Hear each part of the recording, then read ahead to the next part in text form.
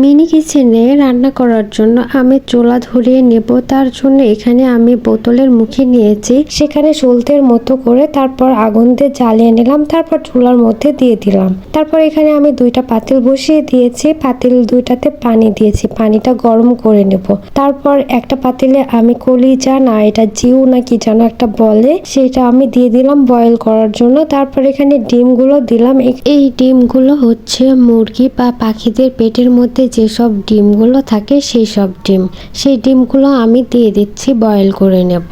এইগুলো বয়েল হতে থাকে, এরই মাঝে আমি ময়দাটা মেখে নেব। এখানে 4 থেকে 5 কাপ ময়দা নিয়েছি, 1 চামচ ইস্ট নিয়েছি, 3 চামচের মতো চিনি নিয়েছি। তারপর পরিমাণ মতো এখানে তেল দিলাম, কুসুম পানি নিয়ে আমি এই ময়দাটা মেখে নেব। তারপর এটা রেস্টের জন্য রেখে দেব, কারণ ইস্ট দিয়েছি সেটা সেট হওয়ার জন্য। এরই ফাঁকে আমার বয়েল করা শেষ, একে একে আমি এগুলা নামিয়ে নিচ্ছি। ফার্স্টে আমি জিউ বা কলিজা টাইপের যেটা সেইটা আমি নামিয়ে নিচ্ছি। তারপর এখানে ডিমও নামিয়ে নিচ্ছি, একে একে বাটিতে নামিয়ে নিচ্ছি। এইটা কিছুক্ষণের জন্য রেখে দেব ঠান্ডা করার জন্য। যখন ঠান্ডা হয়ে যাবে তখন আমি এটা নিয়ে এসে কেটে নেব। এখানে আমি আগে ফার্স্টে যেটা জিউ আছে বা কলিজা সেইটা আমি ভালোভাবে কেটে নিচ্ছি। এখানে আমি একদম ছোট সাইজের করে নেব, তার জন্য এখানে একটি কাঁচির মাধ্যমে আমি এটা কেটে নিচ্ছি। একদম পুরোটা ভালোভাবে কেটে নিচ্ছি। এখানে দেখেন জিউটা কিন্তু ভালোভাবে সিদ্ধ হয়ে গিয়েছে, তাই কাটতেও ভালো লাগতেছে, কালারটাও দারুণ এসেছে। এখন আমি এইটা একটি বাটিতে উঠিয়ে নিলাম। এইটা আমি ভালোভাবে ধুয়ে নেব। এখানে আমি 3-4 বারের মতো ধুয়ে নিচ্ছি, একদম পরিষ্কার করে আমি এখানে ধুয়ে নেব। যখন আমার ধোয়া শেষ হয়ে যাবে তখন আমি এটা রেখে দেব। তারপরে যেটা ডিম আছে, মানে মুরগির পেটের যেটা ডিম আছে, সেইটা আমি নিয়ে আসলাম ধোয়ার জন্য বা পরিষ্কার করার জন্য। এখানে দেখেন ডিমটা দেখতে কিরকম একটা টাইপের লাগতেছে, তাই আমি এটা ছিলে নিচ্ছিলাম। তখন আম্মু বলল যে এই ডিমগুলো ছিলতে হয় না, তুমি এমনি রেখে দাও, ওইটা এমনিতেই খাওয়া যাবে। তাও আমি একটু কিছুটা ছিললাম, তারপর আমি এটা এমনি রেখে দিলাম। তারপর আমি ধুয়ে নিচ্ছি। এই ডিমটা আমি অনেকবার ধুয়েছি, মানে যতবার ধুচ্ছি ততবারই ময়লা বের হচ্ছে। মনে করতেছিলাম যে এটা ময়লা, আসলে ময়লা না।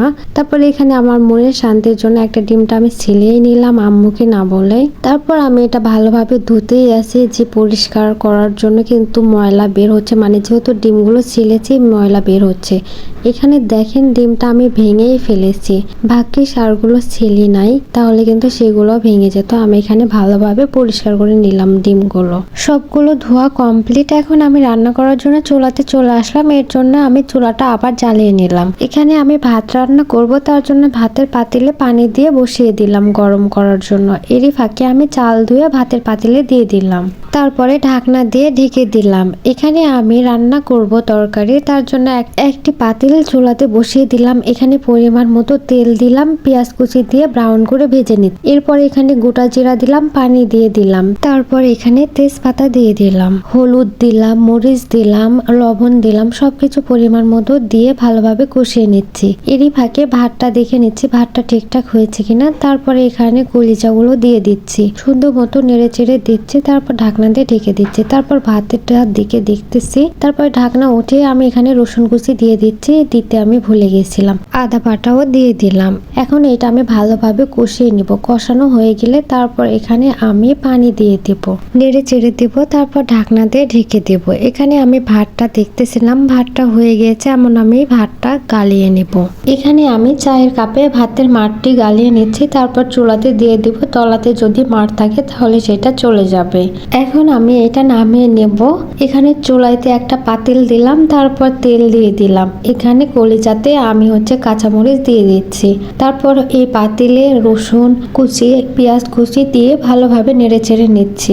আর এই পাশেই আমার এই রান্নাটা হয়ে গিয়েছে। এখন আমি নামিয়ে নিলাম। এখন আমি এইটা সুন্দরভাবে ব্রাউন করে নিয়ে গোটা জিরা দিয়ে দিলাম, তারপর সামান্য পানি দিয়ে দিলাম। এরপরে তেজপাতা, মশলা, লং, এলাচ যত যা আছে সবকিছু আমি দিয়ে দিলাম। তারপর মরিচ, হলুদ গুঁড়ো, তারপর লবণ স্বাদ মতো সব দিয়ে সুন্দর করে নেড়ে চেড়ে ঢেকে দিলাম। আর পাশে আমি একটা কড়াই দিলাম, তারপর সেখানে তেল দিলাম। ডিমগুলো আমি ভেজে নিব। এখানে আমি ভালোভাবে ডিমগুলো ভেজে নিচ্ছি, তারই ফাঁকে আমি রান্নাটা ভালোভাবে দেখে নিচ্ছি, আবার নেড়ে চেড়ে দিচ্ছি। মশলাটা আমি কষিয়ে নিব।